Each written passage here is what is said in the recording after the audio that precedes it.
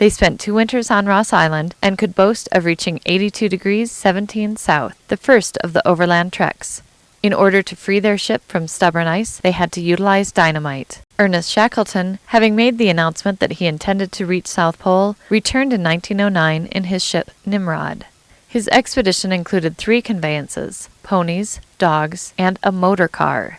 His group averaged 12 miles each day, but due to the lack of provisions fell 100 miles short of their goal.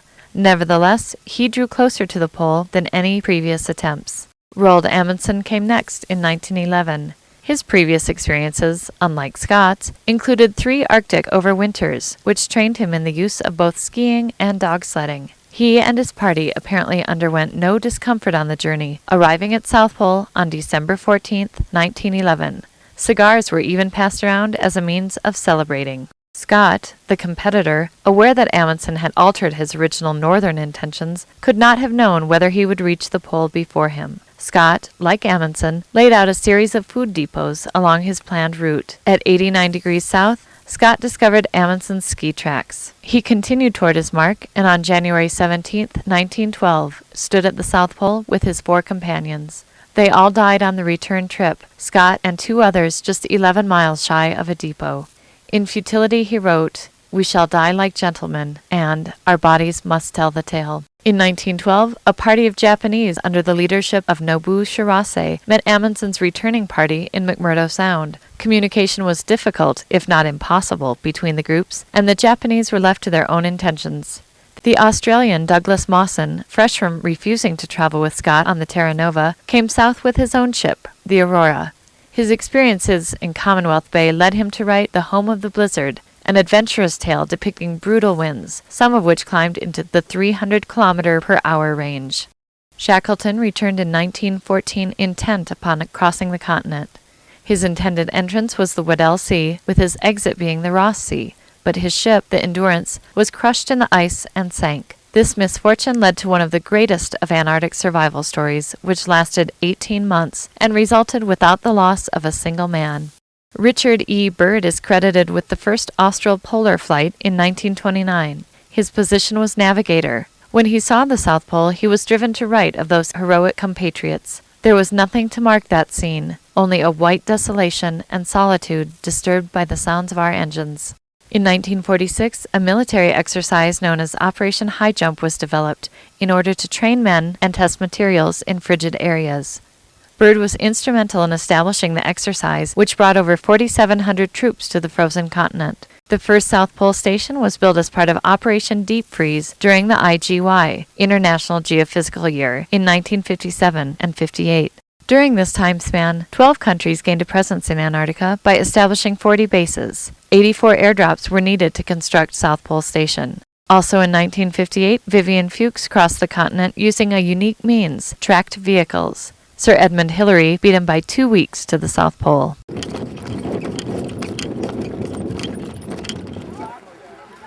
Sometimes I wish I could just go for walks after a good meal, I mean, you can, but there's no real scenery, it's... What are you building?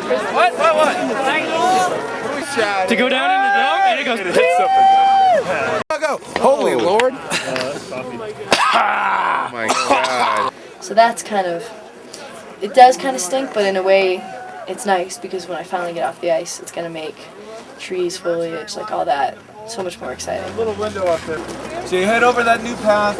There's a connector road that connects to the tourist taxiway over here.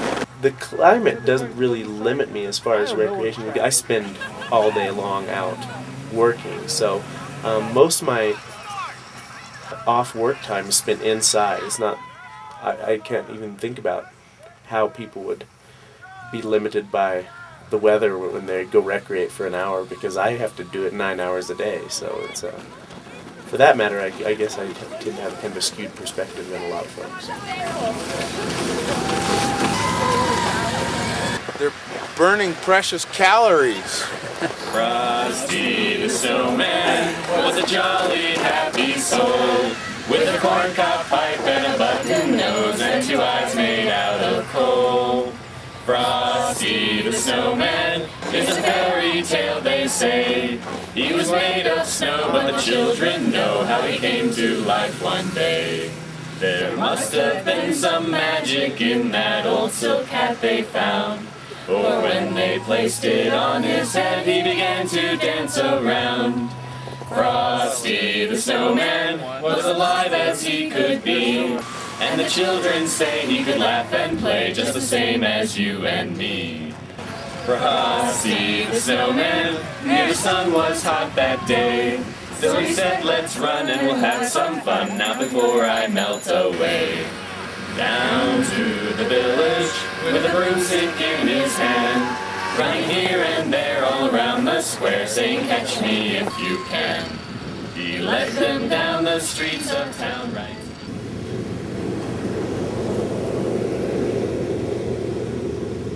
All right, folks, let's do this. Okay, my occupation here is electrician, and my duties are running conduit, bending conduit, pulling wire of various sizes, dealing with various size conduit, mounting devices, whether they're receptacles or switches or lighting, dealing with low voltage, high voltage. My occupation here is actually iron worker / special projects roustabout. Our first goal is to assemble the structural steel on the new South Pole Station. And we also get kind of drawn into other things as they happen. You need a building moved. Well, by God, we'll help out with that. If you want to build a massive 48-foot globe around your satellite, we'll give that a whirl. Just as long as you have directions, we'll kind of make it happen. So.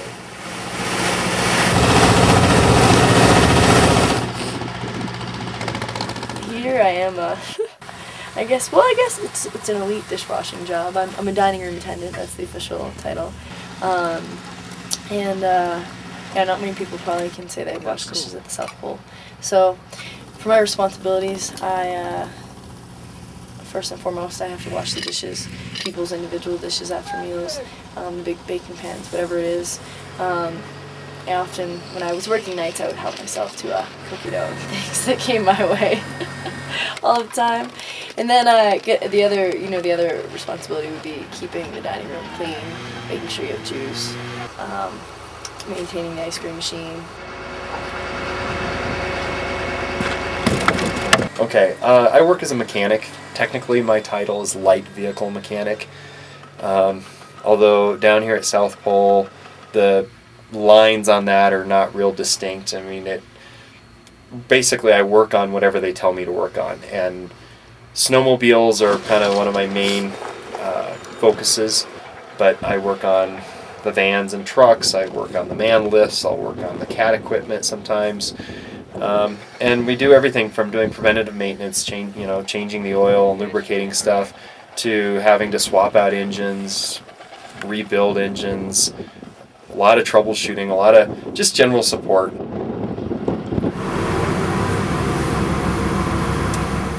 The thing about the South Pole that I think a lot of people don't realize is the altitude. I think everybody thinks of this sheet of ice just floating on the ocean, and so many people just kind of forego the idea that there's actually a continent here. And his misconceptions about Antarctic would probably be their recycling program. It's so involved, I find myself picking up something and I don't know what to do with it, where do I put it? And I'm looking at all these containers, and my son considers himself a consummate recycler. He could take a lesson from Antarctica. I think that would be one of his misconceptions.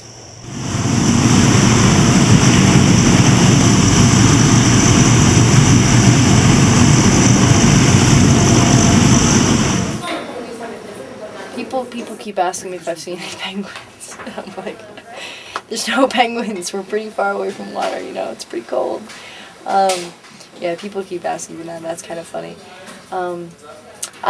I guess we are kind of roughing it, considering that I live in a pseudo tent.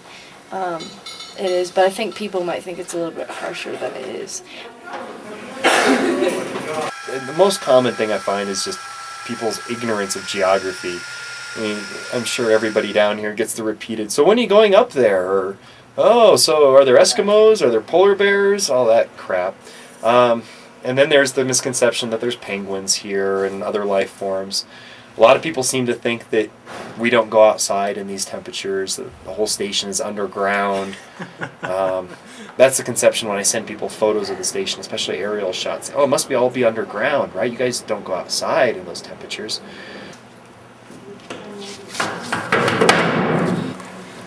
Primordial ooze, the broth of life. I think what scares me more is how normal pole has become to me. Things that would just be weird and different don't even faze me now. Pee bottles as a daily part of my routine. Having to defrost ice cream before you can eat it. Help desk, this is Patrick. Really? What version of Linux you running? Red Hat. Software OS problems. What is the oddest phone call you had on the help desk this season, Patrick? Besides people calling for people who haven't been here for a year or two, people asking me what James Way they live in, people asking me what's for dinner. Most people call me with legitimate, actual problems.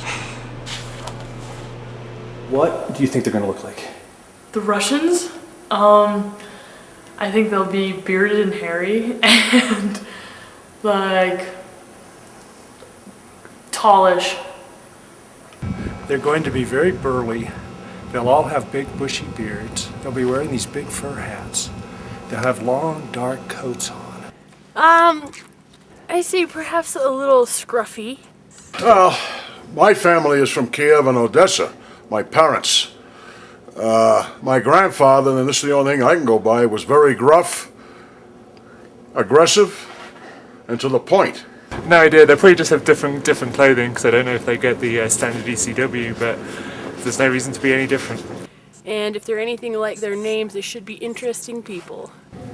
Friendly, speak a little bit of English, and I speak a little bit of Russian.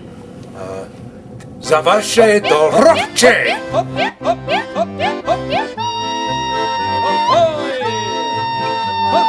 Кагданские казаки, кагданские казаки, казаки, казаки, казаки, казаки. По станицам гуляли, ой, по станицам гуляли, гуляли, гуляли, гуляли, гуляли. Молодушек любили, молодушек любили, любили, любили, ох, любили, любили. Подарочки дарили, подарочки дарили, дарили, дарили, дарили, дарили.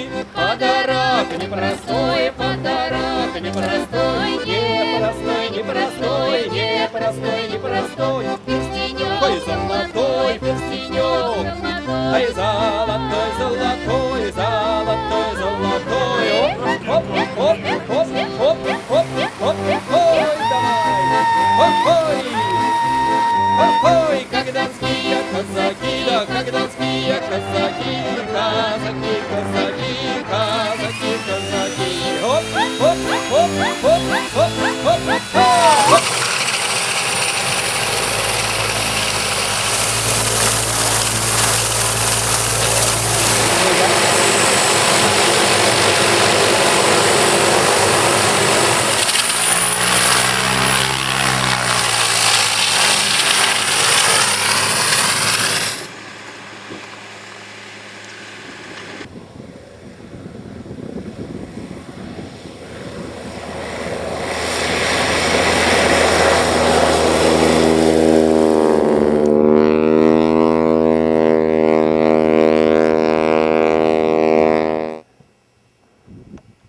I'm not following the conventional path that my mom wanted me to.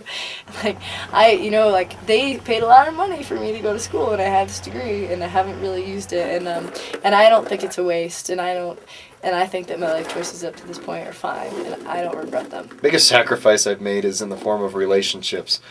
This place is destroyed too. Well, it's destroyed one, and I have a feeling it's in the process of destroying another, which, I don't know, I guess that's kind of the nature of the beast. And I think a sacrifice, it's always about a high priest or a virgin, or well, the South Pole just isn't about virgins or priests, you know. But I guess it's the best choice. There are things you do without, but if I felt like I was sacrificing, I just wouldn't be here. Okay, anytime. Here we have all the power that comes from the power plant to feed everything in the dome, all underground. So then the next little tunnel that you see on here to the left is the tunnel that goes to the old science buildings. What about the UFO base over here, Scotty? It kind of comes and goes. Sometimes you see it, sometimes you don't. The only sacrifice comes to mind is that I could have Which we're now about 30 feet went down. another direction. And he would pump it Could across have went to the Middle sewer East, outfall down here. This was the Afghanistan, original or from perhaps 1972. Kuwait. So once this was becoming full, it was time to Other build than that, a I new have no tunnel. regrets being here. I mean, you know, this is a place that in my travels, I think I never would have gotten to Antarctica This is otherwise. about 500 feet from the dome to here. These are some letters from Mrs. Rogers' third grade class at Battleground, Washington. How deep is the snow there? Do the kids go to school there? Does the toilet water freeze in the houses? My name is Alex B. I am in Daniele's class. I'm sure you are shivering while you are reading this letter. I also wanted to know if you have ever picked up a baby penguin. I have brown eyes. I am pretty big. I was wondering if it was snowing. I can't believe how you can stand the weather. I have a question. Do you have any cars or snowmobiles? My name is Austin. What do the markers smell like there? 3, 2, 1. It says 00. It's averaging. It's not picked up the old satellite, just a...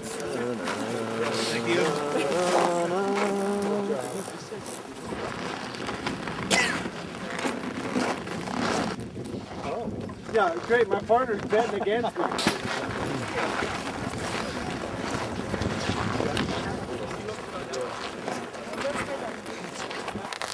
Enjoy it, you know? Keep rising. Okay. That's good. All right.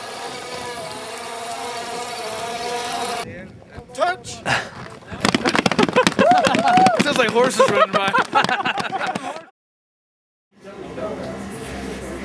Yeah, that's a good one. These are actually what we call Cinderella stamps. They're cool. They're just cool stamps. They're not actually valid for postage.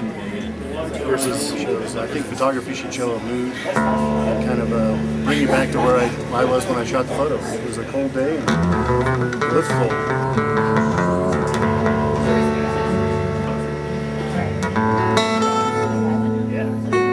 I don't know. You can talk to him later.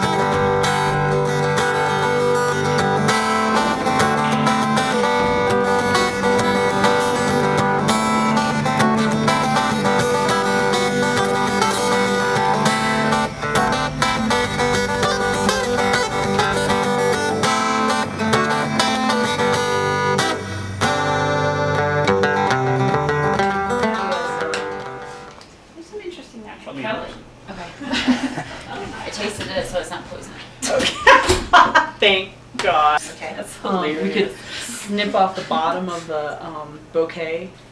That's a great shot. Nice shot. Look at me. Yeah. Tastes like pumpkin lemon.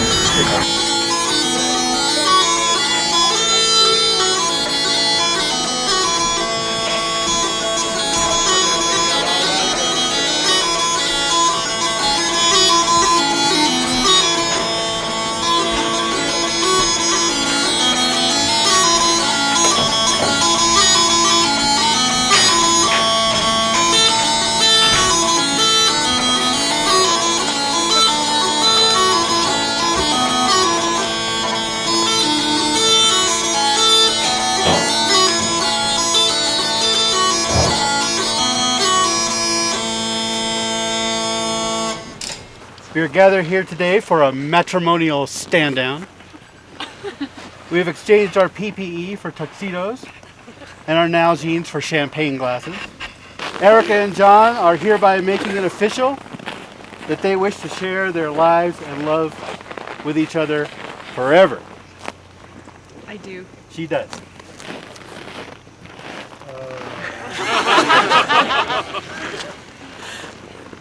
He does. How about that?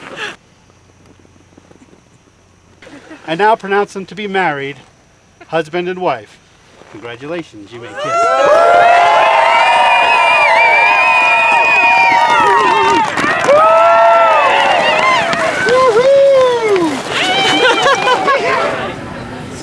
That's great.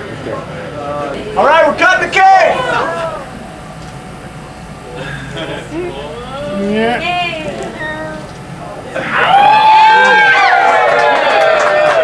Rose Franken says, anyone can be passionate, but only real lovers can be silly. Johnny and Erica! I guess ultimately why I'm here is just because it is such a unique experience. I mean, the first time you come down just to be like, whoa, the novelty of going to Antarctica. But I've come to realize that it's the best community in the world, or the best community that I've ever come across. It gives you an opportunity to be surrounded by people you normally would never be surrounded by, and to find things in people and in places that who knew they ever existed? Who knew that there was such joy to be found on this frozen place in the far south? Where are you traveling to? I'm just in New Zealand for about 5-6 days. Australia. Okay, cool. What's your fondest memory of the pole? Boy, right when I first got here 10 years ago. Why am I here? I don't know. The idea stuck in my head, and I think I kind of needed some sort of stability. I think it's just good for me. I think it's good. I think it's healthy for people, and especially for me, to be surrounded by other people and to have to interact with them. It's just my nature. I'm the kind of person that I don't want to be the first anywhere, and I'm finding out. I hope I'm still trying to investigate that there's never been an African American female up here.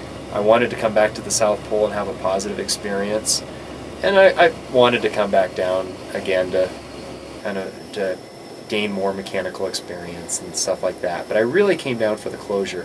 It's been a really positive summer, and I'm really enjoying myself. And so it's kind of ironic. I came here wanting to put a positive end on things, and instead I'm opening up what I feel like may be another positive chapter. Well, I heard about this job. Shovel snow 6 days a week for $3 an hour with a bonus at the end. And I would have said no way, except there was one catch, you see. It came with a round-trip ticket to Antarctica, my friend, so I applied. And they said that they would fly me south, and who am I to look a gift horse in the mouth? First I flew to Denver, had some paperwork to do. Then to LA, Auckland, Christchurch for my clothing issue. I got to be in Cheech for 2 days, and I thought, wow, what a treat. I went back to my hotel room, and I went to sleep. I got up at 5 o'clock, took the shuttle to the airport to check in by 5:30, cause that's what they said to do. Then I sat around for 2.5 hours, just sweating my ass off in my ECW. And I got on the 141 at 8 a.m. and I sat for an hour, then got off again. The pilot said the weather was too bad for us to fly. There's an ice storm at McMurdo, so we'll have to just stand by. So I went to the office, got my 150 Kiwi, took the shuttle back to Bailey's, cause it looked like I was gonna be spending another night in Christchurch.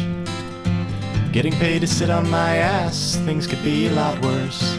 Tomorrow they'll try again, my name's still on the board. I've been here for 3 days, I'll be here for many more.